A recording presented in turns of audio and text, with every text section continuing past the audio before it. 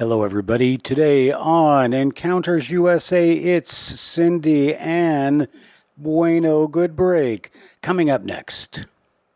Hello, everyone. I'm Matthew Hines for Encounters USA. We are your one-stop podcast and YouTube channel for all things alien, Bigfoot, and Dogman. So relax, kick up your feet, grab one of your favorite beverages, and enjoy the show.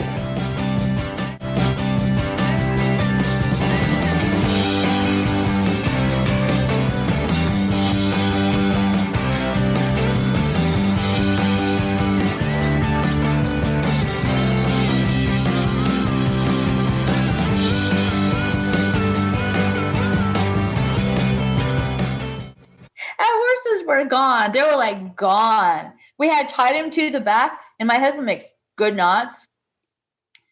I had tied up my horse, so I was thinking, maybe it was my horse, but his horse was gone too.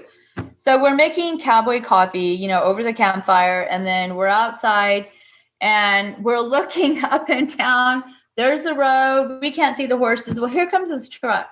Oh yeah, my husband got the reins and some lead ropes, and he started walking down the road, thinking, gonna go look for these horses. This truck stops and picks him up and takes him. He finds the horses and he's riding his horse, and my horse is just following along. He comes back. I'm like, where were they? He's like, oh, just down the way. I'm like, well, how did they get out? He's like, I don't know. I don't really care. He doesn't care, Well, that's the most bizarre thing, because they were tied up really well. Well, then I saw my first braid. I know what messed up horsehair is. I know that.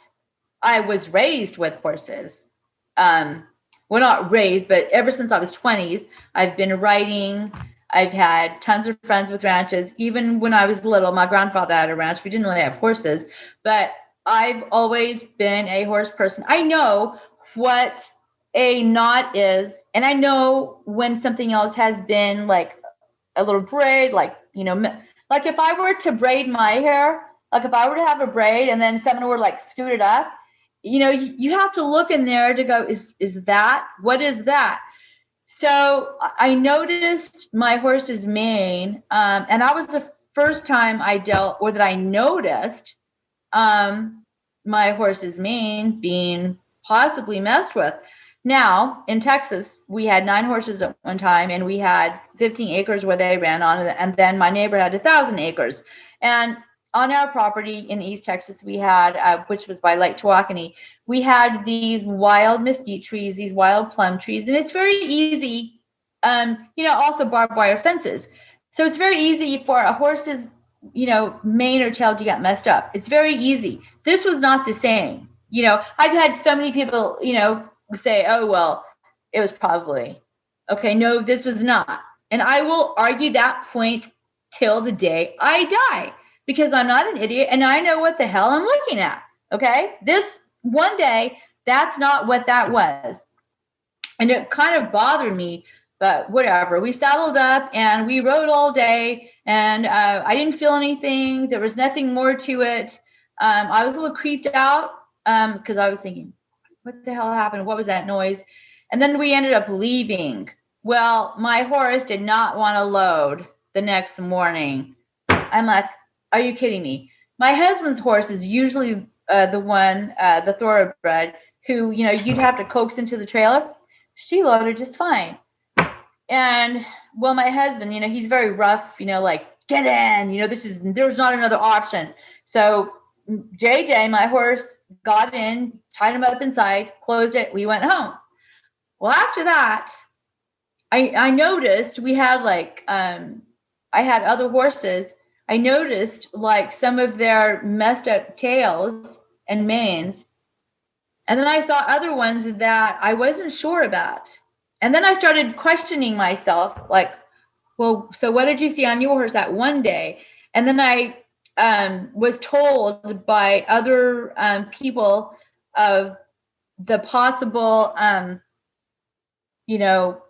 topic of horses being messed with and braiding and, that whole topic, which is very interesting. And there's actually quite a bit of belief in that with ranchers up here. There's a ranch in Montana where they tell me all the time. There's a ranch in Florida, same thing. They have to watch their horses because the Sasquatch will come in around their pens and they'll try to get the horse feed, or they'll come in and just mess with the animals. They'll come in and try to steal the chickens or whatever the case may be. So these ranches are aware of these beings that are out there, and they take notice of that. And so I never really got any answers because I just saw that over and over, and I just never really was for sure. Like today, I know for sure. But that was just very, very interesting. And another time, a couple of weeks after that, I noticed like things in the back of my property in East Texas, like footprints, because we have like those wild hogs down there, and those wild hogs are real assholes, man. They will eat you up. Wild hogs are worse than dealing with a grizzly bear. Well, okay, maybe not, but javelinas are really, really, really bad. So I just started noticing things. And then on one of the boards I was on, this lady who lived 2 county roads over, I could walk there or ride my 4-wheeler there. She was trying to get help. Her son had some kind of encounter with the Sasquatch close to Lake Tawakoni, and she had a trade name by the name of Sapphire. That's what she used on the boards. And I don't know what happened, but she just dropped out. She just dropped off the earth. I couldn't contact her. I tried, and then she was not on the board anymore. And then I started hearing things in the back, and in where we had a bunch of woods, I was hearing things, and I would be like, "Oh my God, please no, please tell me they did not come here or they followed me here." I would just every morning at nighttime, I would look out there, and every morning I would wake up because I would feed the horses if it was my turn, and then I'd go to my office because I had the kids, and I'd have to drop them off at school or at the sitters or wherever, because my drive to Dallas was like an hour and 15 minutes from, that was the price that you paid having to live in the country and drive in traffic. So I went to the Big Thicket many, many times. I've had many other things happen to me. We've had some really close calls at Boykin Springs. That was a crazy night. And something happened to almost everybody there that they've talked about on podcast. My story there was, I don't know. I was stunned. I can't explain it to you. And then I was sick for 2 days afterwards. I was really tired. My other friend, Kelly, her eyes would get like really big and swollen. And that's what we were told by our friend Kumbo. So there you go. I don't know. I'm not a scientist. Igor talks about the same thing. And so I spent the rest of my time, I was pregnant. I was out with him on so many outings, even though I was just back at camp, just big as a house with Justin, my younger son, who's 18 now. And, I took a hiatus from that because for 6 weeks, and then I was back on the field again. I mean, it was ridiculous. I was gone so much. Sasquatch was my life. And then my husband's career got crazy. And then I had something really bad happen to me. I'm in Sulphur Springs. I was with a group of people, and it was on a lady's property. And she asked us to research there. She was not crazy about people coming onto her property, much less a female. I don't remember what the reason was. But this one night we were there, a couple of us, and we were on the second floor of this building. And then I went down the stairs to get a drink from the trunk of my car. I think this was in the last days of my research there, because I had been to her property in the daytime to scout out her 20 acres. And then I think there was something neighboring that was some kind of animal preserve. So this one night I was there. I went down the stairs, and it was a pretty bright moonlight. And I remember Dr. Pepper from my trunk, and I opened up the trunk. And then someone said, "There's 150 feet in front of you." And I just was like, I was going to close the trunk, and I was just holding it. And I don't know if they said, "Don't move." I just closed the trunk, and I opened up my Dr. Pepper, and I just drank it there. And I could see in the dark, I could see the form of, and it was big. So here's the tree. I could see and here's the branch. I could see the head. I am not kidding you. And all the blood in my body, just because I had never seen anything that clear like that. I mean, not really. And it was dark, but I could still see. I could see the head, and I could just feel it staring at me. And I saw the armor, and I just walked up to the stairs, and I kind of just jogged up the stairs, and that was it. Mm-hmm. I'm done. Somebody filmed it. I saw it later. It was you could see the face, mm-hmm. and it made a face. I was like, oh my God, are you crazy? What are you doing? So that was it for me. And then I think I had something else happen. I was on horseback in the big thicket, and I honestly cannot remember. And I wonder why I can't remember some of these things. Is something wrong with my memory? But I think I was out riding with some people, and I got chased. It was flanking me on the side. It's is this a bad dream? I'm not even sure it happened. Mm-hmm. But maybe I just suppressed it. But I remember I wouldn't ride after that, and I didn't go out into the field for 4 months. And it had to do with a combination of those two things. So then when I did go back into the field, it was determined that we were going to move out of that area because my husband was coming up here. They gave them a unit to go to, and he had done retention and recruiting, and then he also did the job of when a soldier dies, you have to go to the family and give them the bad news. Because my husband is really good with people. He's really good with speaking and dealing with people like me. I'll be like, oh my God, he's calm and collected that way. So they asked him if he would help out with that, and I forgot what they called that. That was only part of what he did. His other background is bionuclear, weapons. So they said, okay, you have to go back to your MOS now, to what you do. And part of that, his main thing was being over the armory. What's it called? I told you earlier. Overall the motor pool, the tanks, the machinery, the motor pool, the unit, the motor pool. Yes. Duh. So I was sick of my job. I had been there for a long time. I've only been at 4 places over a period of 20-something years. So every place I've been for employment, I've been there for a long period of time. I've always had corporate jobs. And you know what? I made okay money. I look back now thinking, I could have made more. But I liked my job. I did not like the drive-in. I was tired. I was ready for a change. And so they said, we're sending you to Idaho. I was like, freaking Idaho. And then I was like, okay, whatever. And that was very hard for me because I did not want to leave my family necessarily. I didn't want to take the kids away from their grandparents. I did not want to leave my research. I did not want to leave the work I had done in Southeast Oklahoma or the Big Thicket, because now I'm going to the same places over and over and over. I would go to Honolulu. I could ride with a group of people and not have anything happen. I would say, just don't. I want to ride. So they would throw pebbles at me, and I'd be like, it got so normal that people riding with me knew. I would be like, just ignore it, keep riding, or we'd hear a whoop.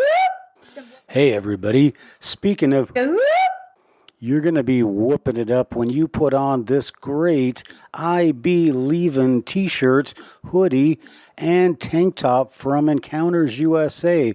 We have got all styles in all colors and a whole bunch of different cool fonts. Don't forget, we also have the new design, Bigfoot I Believin' Encounters USA World's Bugger Off Champion I'm Outta Here style. It's a lot to say because it's a lot of t-shirt, hoodie, and tank top. Get it all at Encounters USA. Now, back to the show. While we were camping or something. Okay, just ignore it. Ignore it. It's not a big deal. So it got to be doable. If I want to go riding, I'm going to go riding. Until something happened in the Big Thicket that became a very famous story. And my family actually knows. My Aunt Dot, who lives in Talihina, knew this family. And have you heard of the Siege of Honolulu? Mm-mm. No. Okay, you can if you type in on YouTube the Siege of Honolulu, I think through Wes Gerner's Sasquatch Chronicles, it's something that happened there, and it's pretty bad. So Okay. I'm not going to tell you the story, but it's pretty bad. So if you go listen to the story, I was riding in that area that whole time. And I'm going to tell you something. There is a huge difference from my encounters down there versus up here where I live. All right. Because again, Can I stop sure, you, Cindy? I'll shut up. All right. Well, I all of your stories are so interesting, but I need to stop you there because I want to differentiate between Idaho and Texas. But before we go to Idaho, the first thing I want to point out is that, you said that, you saw the Gimlin film Mm-hmm. and then you were into Bigfoot. Mm-hmm. The first thing that I want to ask is, why did we have to wait for the Gimlin film before people in Texas say, oh, well, yeah, we've got the Bigfoot down here too in Oklahoma? Why didn't we hear about it before? People were already experiencing this. You didn't have to wait Why for the didn't Gimlin. why didn't people say in Texas, oh yeah, we've got those things down here too? Well, it was happening on different people's ranches, like in Alabama, like Bear, my friend. These are people that are just trying to live their lives every single day. They're not trying to go on TV. They're not trying to show this film like what happened with Roger. When they went on this touring thing, like that's the difference between Bob. Bob didn't do that tour. He had a hard time. Bob wasn't trying to make a buck. His life was put through hell, and then they tried to, show this film, and they did that tour in the 60s. People just don't care about that. They just want to live their lives and just be able to wake up, enjoy their family, and deal with these beings. I mean, I don't know. Would people have believed? Probably not. Well, my point is, if there is a point, is that I grew up in the Northwest, and we own Bigfoot. Right. I mean, you've seen the Leonard Nimoy thing, and Bigfoot is in Washington and Oregon. And, no, it's in Texas. And I don't know. Do you know Melba Ketchum? Do you ever talk to her? I know her on Facebook. I've talked to her a little bit. Yes. Okay.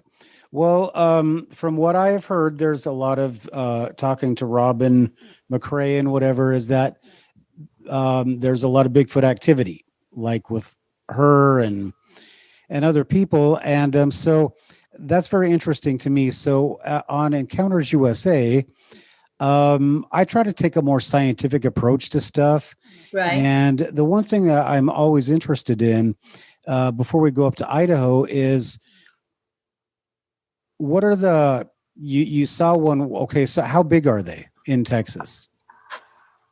7 feet, 8 feet?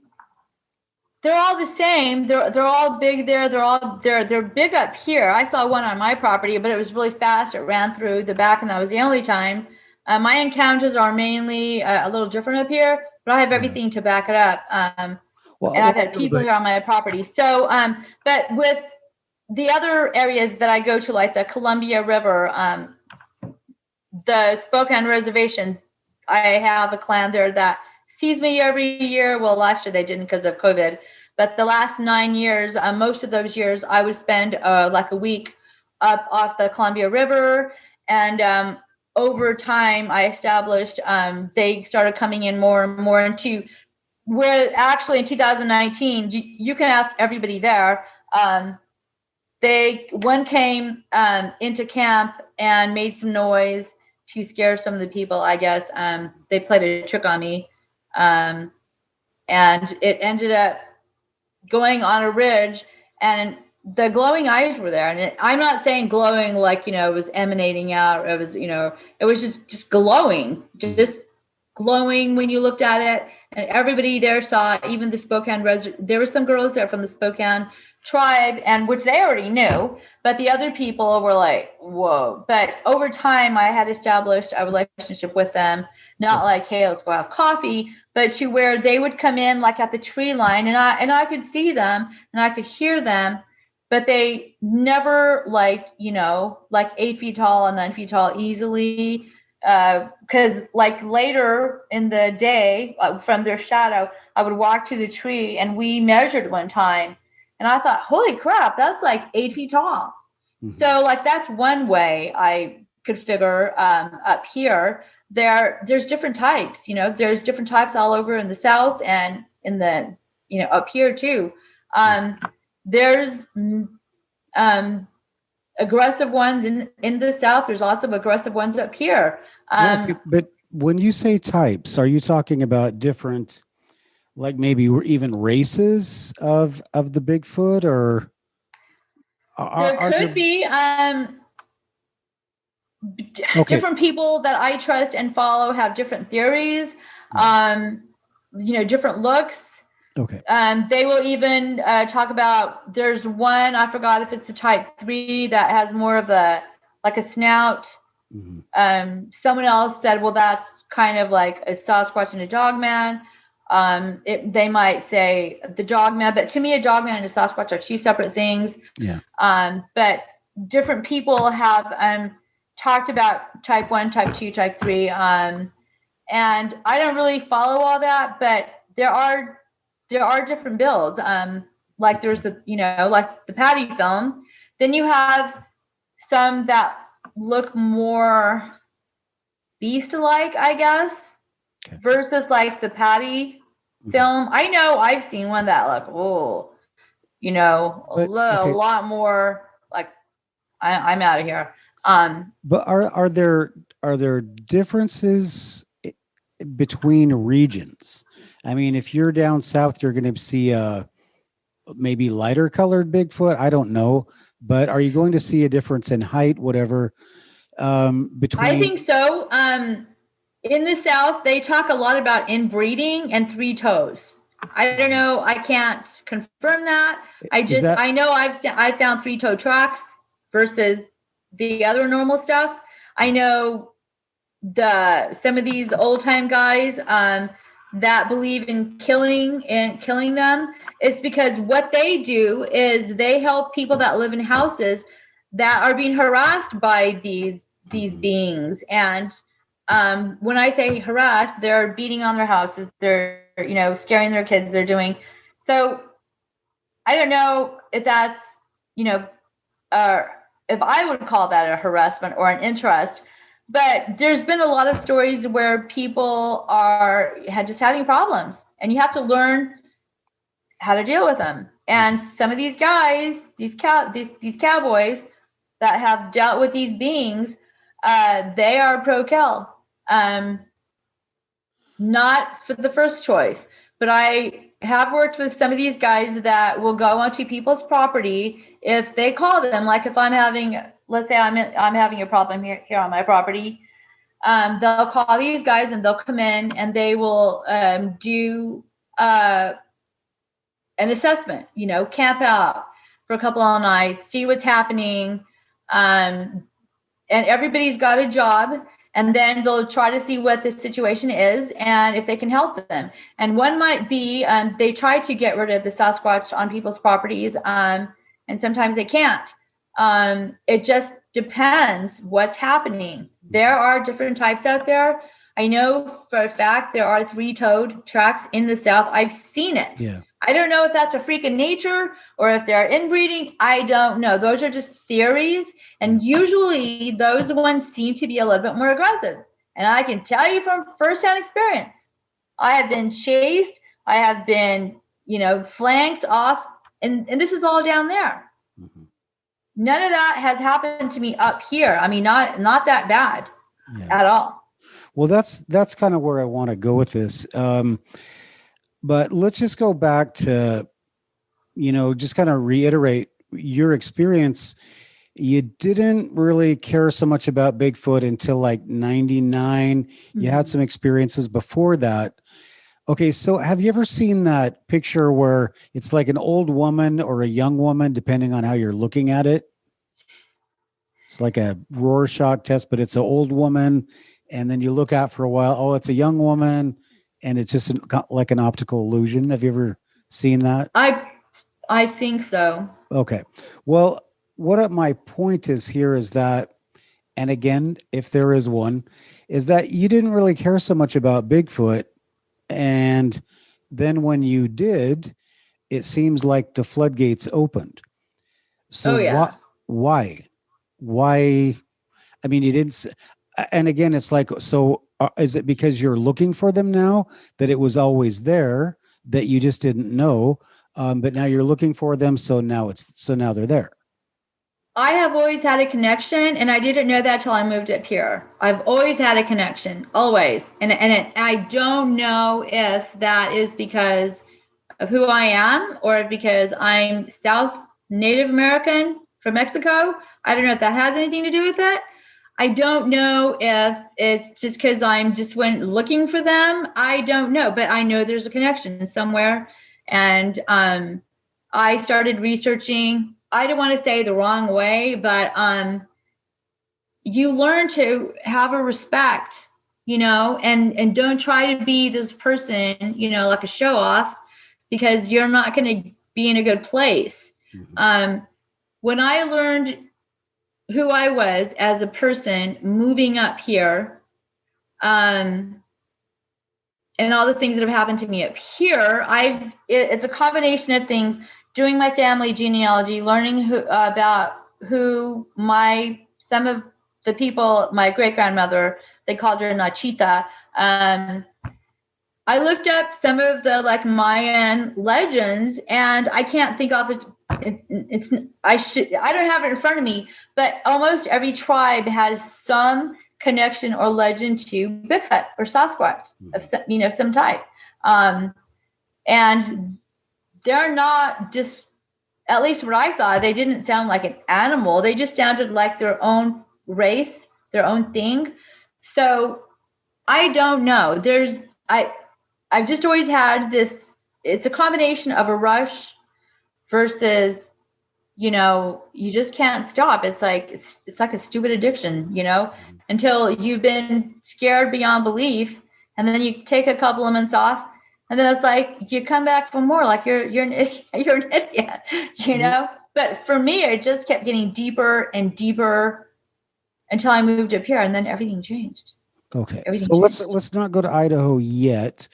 Tell me about when you're scared. What is that fear? What are you afraid of? The unknown, not knowing what are we doing the wrong thing out here? Should you not be here? Because think about it. The woods, that's their place. That's their domain. How would you like it if I were to come to your house and start doing all these things? You're going to piss me off if you come to my house. Mm-hmm. You're going to get a shotgun in your face if you don't get freaking lost or stop, So, I don't know, learning when you have had encounters, which I would say 90% of those were not really aggressive. They were just trying to scare us out of the area. But I don't know, man. I don't know. But okay, so you have been, I don't know. It would seem to me, if what all of you're saying is accurate, is that it seems like once you started looking for them, they started showing themselves to you. Well, not just coming out in the open. We don't know why. We don't know why, but they did, right? We could say that. Oh yeah. I mean, it got to the point where it was ridiculous. I would have to get control of my thinking and what I was going to go do. I'm going to go horseback riding. You know, I would just declare out loud, okay, we're not gonna do this. We're just gonna have a good time, and I would have the same thing every single time, which was the pebbles being thrown at me, or a couple of. I should have brought my GoPro. I didn't get anything else, Didn't like even think you know, about like it. breaking stuff, or like that. You know, I just or rode up, all that like, other 14 scary miles stuff, like being chased. up on my couple of four-wheeler, times and this that is a I real was. city road. So I just think it depends who you are as a person and what your intent is and what you're trying to do out there, whether you realize it or don't. This is my backyard, from y'all. listening to you and from what I've heard other people that have encountered these creatures or say they've encountered these creatures, is that what it seems like to me. A lot of Sasquatch Because stuff I up mean, here. really, I mean, from Stuff what I you're haven't saying, seen in a while. and I've heard your been recordings as well, New and those, I mean, where could that possibly So we're going come back from? down But to pick huckleberries. From my house, right here. Yeah, but I mean the level and the octaves and I know. how can I mean it's really just all, if you listen to it, and I've listened to Ron I Moorhead's, have done this. and I asked him, I said, this really sounds like in the ride by military horseback. they have bursts, And they have sometimes I code ride that they do 30 in bursts. miles or so in a day. And I'm just wondering if when they make their When I first noises, moved if here, that's I was a like burst, 40, some kind of they're bursting 38, information. 39, shit. You know, I don't know. if there's 40. a bunch of information buried within that sound, right? I have no idea. I never even thought of that. Well, okay. But it sounds very electronic. I've seen a lot of anyway, a lot of plants. So up you here got interested that in I've been Bigfoot. studying. You had a lot of experiences in Oklahoma, and unfortunately, we don't have need a to lot start of time to myself. talk about Idaho. But No. you went to Idaho. The I'm first fine thing I with want to the ask you: ATV. did they tell you Ah! there's Bigfoot activity here? So watch out when you got there. I already knew because I had done my research and I had I don't want to know, but I just want to know: is anybody else having activity up there before you got there? Oh, yes, I because better I checked it slow out. my ass down there. So you didn't draw them out. They didn't just, okay, Cindy's here. Let's Whoa, go out whoa, and play whoa, with her. whoa. They're Okay, I'm not getting doing out that? this thing because I can't drive with one hand. Well, One final look when at. okay, let me just say this. I did not want to live here, okay? And my husband was like, are you freaking kidding me? You know? So there was no choice. I'm glad we moved here because of my history, what I've been privileged. It's a blessing and a curse. I came here June 2004, and I will never forget it. As soon as I got here, I felt this weird, like, connection to the land. Don't ask me what it was. The first thing we did was let our horses get used to the property. In July, I waited 2 weeks to go horseback riding. I found a sitter here, and we went. I just felt. Now, my husband had already gone up in his truck and explored around. Our first day of riding up here, I got pebble throwing, and I started laughing. I was like, seriously? All right. So it wasn't even 2 weeks that I was here.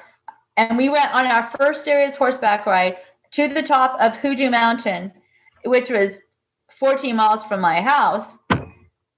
And then 14 back. I mean, come on. I was like, so I knew that they were throwing pebbles at me. And I was like, now I'm looking around. I don't see anything, but that's what they do. I don't know. I mean, that's how it's always been.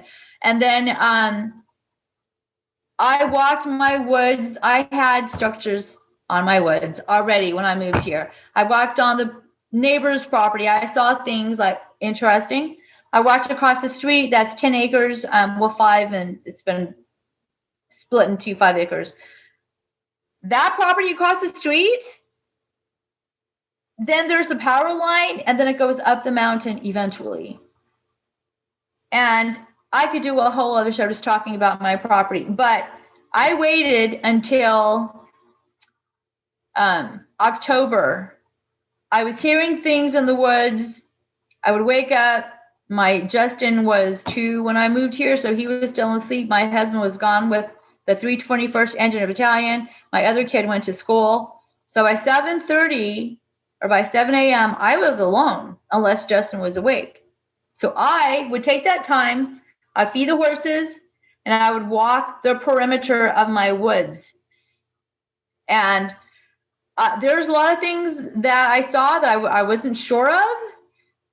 But one day, my horse started neighing. And I know JJ, he did this crap in Oklahoma until he got used to the area. Because, I said, you go there over and over, then they stop and they get used to it.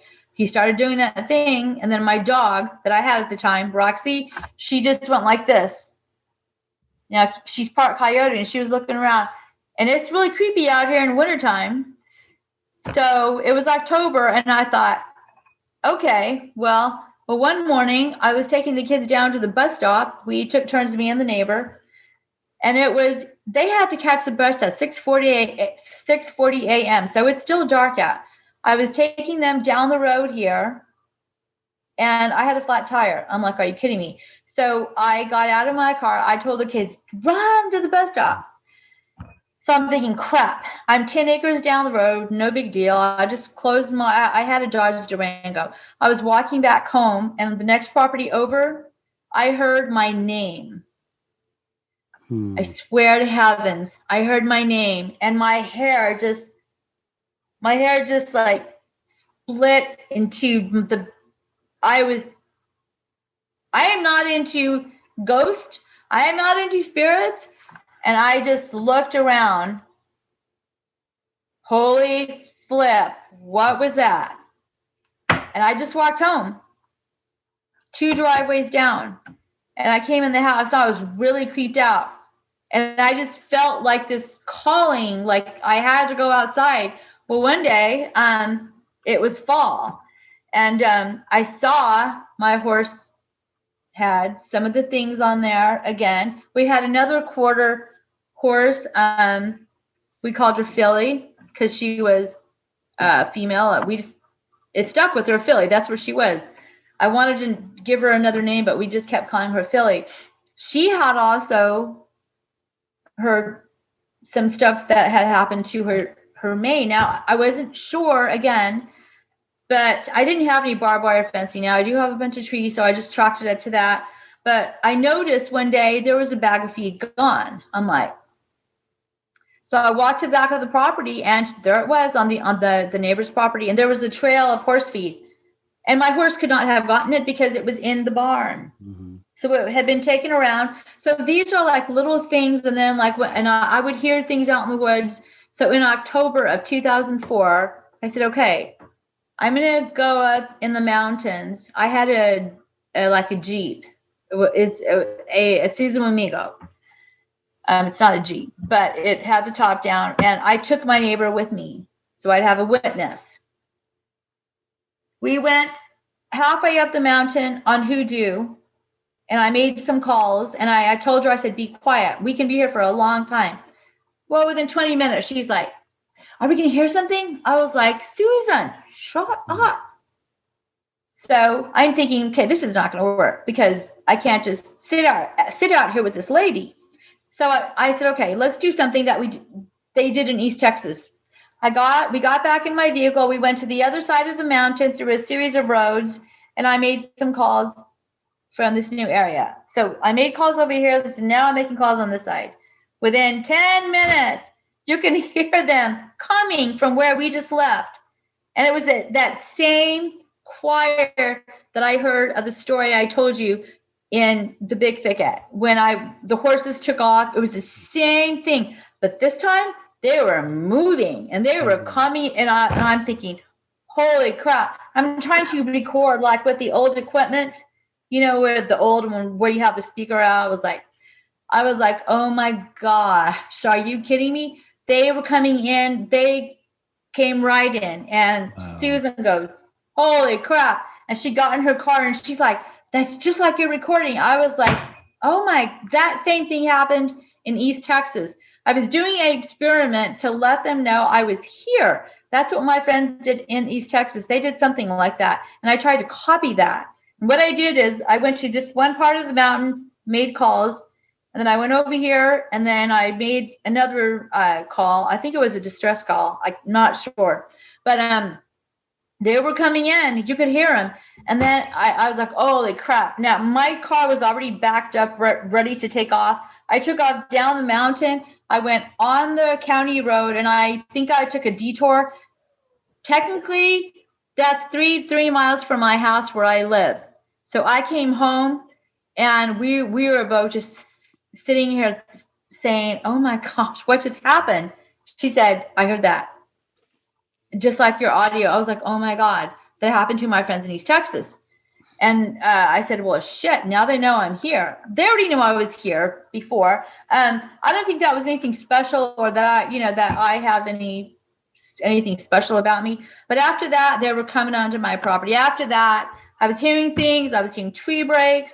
I had to go out there and say, okay, nobody touch my animals. I think I had 2 or 3 dogs at the time, and I had 3 horses. And my husband's horse ended up dying from colic. So we had 2 horses. And over time, from 2004 to 2006, I found footprints on my property. I found one set of footprints right outside my window where I sleep to this day. I found another set by the horses' water where I feed them. And there was a perfect set of prints. And I asked my 9-year-old son, John, who's 26 now, to come out. He witnessed it. Now, by this time, I stopped casting. I'm not using night vision anymore because I'm on a homestead now. I'm not going out on expeditions anymore. I am getting phone calls now from the local police. I'm getting people contacting me, hey, this is happening in my house. So what I did from 2004 to 2006 was I continued the research on my own property. My dogs became comfortable with the local whatever was running through. I was not doing any recording at this time, but I was very active with family support in the military. I quit my job, and the unit was going to Iraq. And so I was the FRG person. So that was my main focus. My husband, I was like, I didn't want to go to Iraq. I didn't want him going to Iraq. Of course not. I didn't want to stay here. I did not accept this place as my home. I was going back to Texas in my head. I didn't even plant any plants here because I did not intend to get tied to this property. They tried and they tried and they tried. Whatever that power was that was trying to tie me to this property, I kept resisting it. And how I can explain that to you, I don't know. It's a spiritual thing. I don't know. I can't explain it to you. But one day, I have to tell you the story. It was 2005. So I've been here almost a year and a half. My best friend, Catherine, was the commander's wife, or I think he was the first sergeant at the time. And then Ron was over the motor pool. It was official. They were going to Iraq, and Ron and me had actually went to the base. There's a base up here in Washington, Fairchild, and we were at the base that day. And when we came home, it was, I think, late summer, and it was dark, and it was after 9 o'clock because it gets dark here like around 9 or 9:30. I went outside to feed the horses, but I got a phone call first. It was my friend. She's like, "Hey, how you doing?" And I'm like, "Fine." She goes, so you heard. And my stomach just kind of, I knew what she was talking about. She said, it's official, they're going to Iraq. And I'm like, oh my God, seriously? The colonel had been threatening. Yeah, a year and a half. It became like a broken record. Well, it was official. So she said, my husband needs to talk to your husband because they had a phone chain, that thing that they did. And I was just like, I called him in there. He saw my face, and I'm not going to cry. He came in, and I was like, yeah, it's official. Y'all are going. And he goes, okay. To him, it's another day, And so I was really stressed out at this time. And I'm a strong person. You have to be when you're a military wife, or you're not it's gonna be harder on you. So I gave him the phone, and I went outside, and I fed the horses, and I was just staring at the sky, and I was thinking, here we go. And I always told the military wives, you go have that one cry, you get it out of your system, then you put your big girl panties on, and you don't cry again until your husband comes home, or if you get the bad news, because this is what you signed up for. You signed up for them to possibly die in war. This is what you signed up for. And that is why I got in trouble because they don't want me to be saying that. They send you to school, they teach you how to do all this stuff, but I wanted to be, you know what? I was like, here we go. I went behind the barn, and I just sat down, and I started crying. Not like, bleh. I said, okay, I'm gonna have that good cry later. So get up, and I was standing in the dark, and I was trying to look into the kitchen, and I saw him on the phone, and I heard a noise from the woods, like a cooing noise. This is the first time I heard it in 2 years, or the year and a half I had lived there. I had heard, ooh, and then I heard it again, and I thought, what is that? Is that an owl? And then I hopped up, and I ran to my backyard, like right outside my kitchen patio door, and I was like, what the heck is that? And then my husband got off the phone, and I thought, okay, you got to do what you've been preaching now, sister. You've got to be tough. So I went in the house, and I wanted to talk about what's going on. But he goes, oh, here, the phone's for you. It was my neighbor who had gone with me up the mountain. And I was talking to Susan, and she said, hey, did you hear that? I was like, yeah, I heard a roar off the mountain, which was no big deal. I would hear him quite often. And I didn't want to talk to her at that moment. So I got off the phone, and I went back outside. I thought, what was that? But I didn't hear anything. So I went inside, and my husband had turned on the news. So to me, Hey everyone, have you heard the news about the new Dogman I Ate My Homework t-shirts, hoodies, tank tops, and more available at Amazon, TeePublic, Teespring, and Redbubble, as well as on Encounters USA. Check out these amazing designs with all kinds of different fonts, and of course the old classic Dogman style. We've got black, we've got white, and they are all out of sight. Just check it out in action green. Nobody's going to miss you the next time you're out under a full moon. So all right, back to the show. So to me, that's a sign of, I'm going to Iraq. It's not a big deal. So I thought, okay, well, here we are. So the next day, I got with my best friend, Kathy, who at the time we had just become friends, and we were just establishing a relationship. And I said, hey, girlfriend, I'm going to hand the reins over to you, because Ron told me he might not go with the unit to Iraq because they might send him to another unit. But the colonel was telling me, oh, he's going, Cindy. So I didn't know what was going on. I put my house on the market. And then we said, if it sold, it sold. If it didn't, then we would keep the house. Or I would stay here, or I could go to Texas, whatever I wanted to do. So it turned out that my husband did not go to Iraq.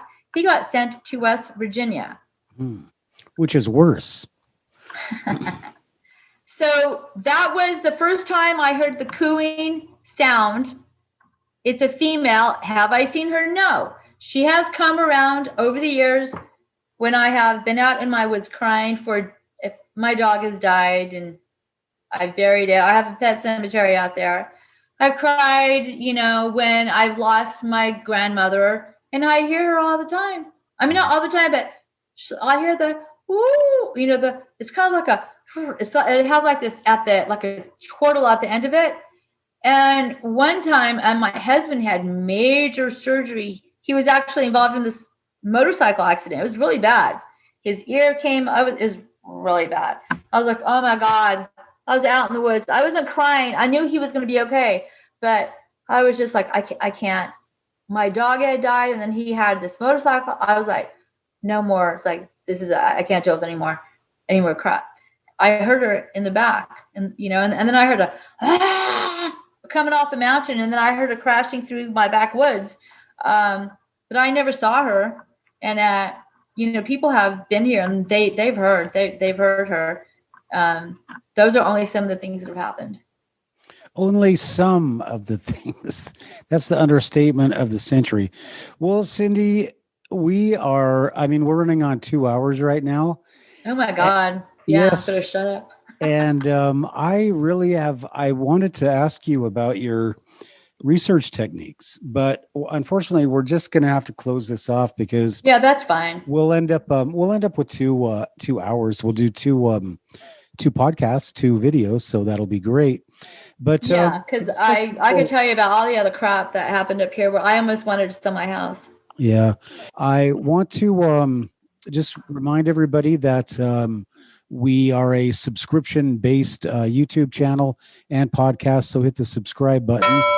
And I apologize for not uploading.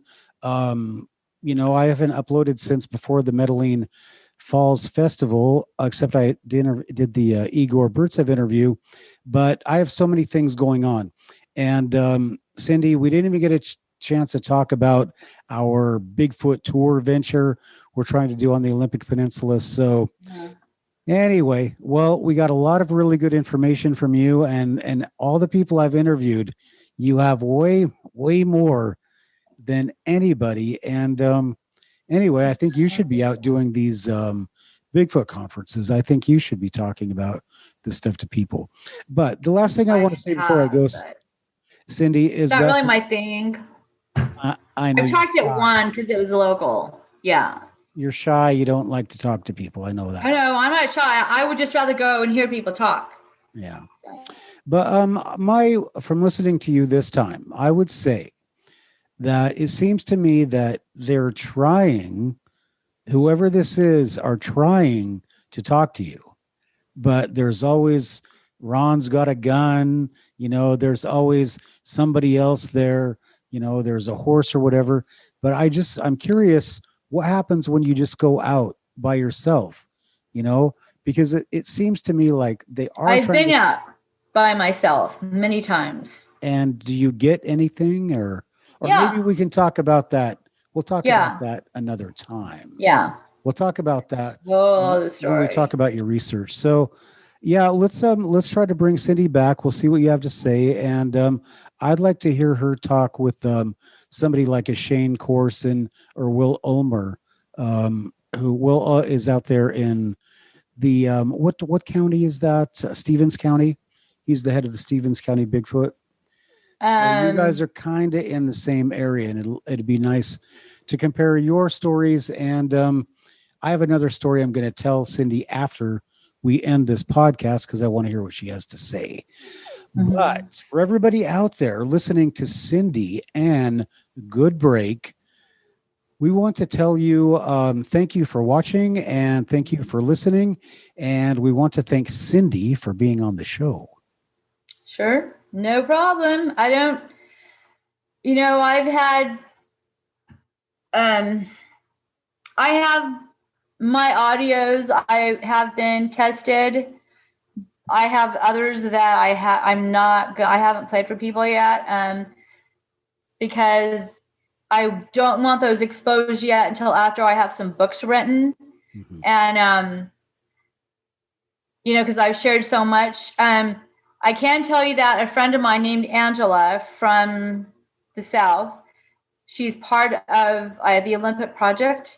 She herself took all of my audios and graciously had them looked at by the Olympic Project. And I actually talked with, I think, Shane, I tried to have a conversation with him, but I was busy trying to help Igor. But she herself took her time to take my audios to have them run by those guys, and they all had great things to say. Which I'm glad. But I'm the one who lives here, and a lot of people know me. I don't lie. I have a ton of people, like I have this one. Oh, that's it. That's a possible wolf. No, listen again. There's a wolf in there. There's another canine, and then there's the big baritone sound. And it goes on and on. And it's at a level, and they've already tested it, and they explained it to me, which I couldn't, the frequency and all that. There's that one sound, and it's the one male that always comes around here. I think, I don't know, maybe I could be wrong, but I've gotten different audios where it seems like he's the same one doing his thing. I don't know, but they've tested my audios, and I've had some shows. There was, I think, Midnight in the Desert wanted my files, and I just never did. I just don't care about that. I just like to talk with people that can connect with me. And, I have friends that like to do conferences and speak, like Todd Neese, all these same guys that talk all the time, they're good at that. They're good at getting to the point. They're eloquent speakers. Me, I'm kind of like all over the place, but that's just who I am. So I just would rather just, do a lower level, like a couple of podcasts, maybe here and there. I might do my friend's show, Paranormal Portal. They were the ones there at the Medaling Falls.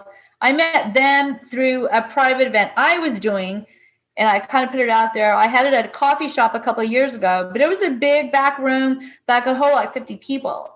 Mm-hmm. And it was a free event. I was a speaker, and then I had somebody else. And I just kind of put it out there in Facebook land, and I was really shocked the response I got. I was prepared to get the, oh, look, big fat. Oh, no. I got a great response. It was free. All I asked is that you had to purchase from the establishment. The coffee shop had to turn away people. Mm-hmm. Like 80 people showed up. They had to turn away a lot of people, and they had great sales that day. So I've done 2 of those, and I never had the time. But now this year was a great year. And it still is a great year. It started off. I've been doing a lot of traveling, like leisure traveling, and I've had some encounters up here at the North Fork of the Coeur d'Alene, which I can talk about later.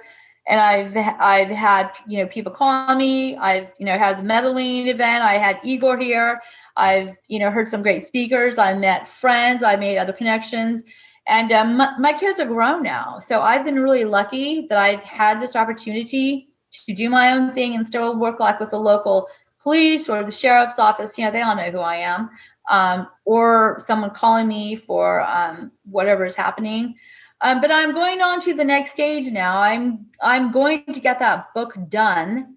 I'm going to get it done, and I have the time now to do it. I'm going to be dedicating,